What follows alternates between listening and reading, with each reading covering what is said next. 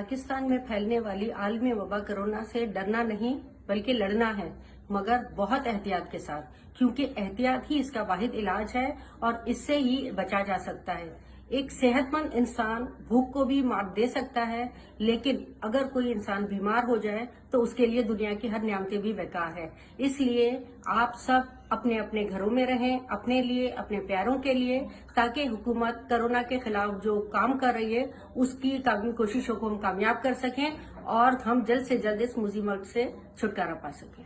Corona virus ने पूरी दुनिया को अपनी लपेट में लिया हुआ है और हम हर रोज़ सुबह 11 बजे अपनी टीम के साथ मिलकर कोरोना वायरस के खात्मे के लिए दुआ करते हैं।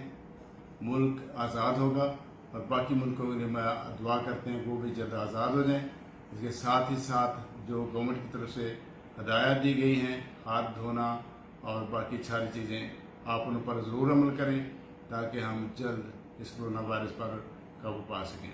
Thank you. नमस्कार, मेरा नाम पंडित श्यामलाल शर्मा है।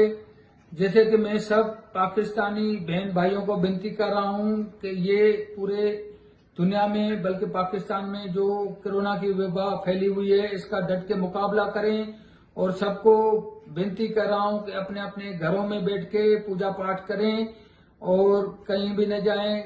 इसकी वजह से हमारे हुकूमत को मुश्किलात का सामना करना पड़ रहा है और डॉक्टरों को मौका मिले कि वो डट के मुकाबला करें।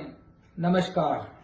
अस्सलाम वालेकुम, मेरा नाम सुषमा पटेल है और मेरा ताल्लुक कराची की पारसी कम्युनिटी से है और मेरा आज का मैसेज कोरोना वायरस के मुताबिक है।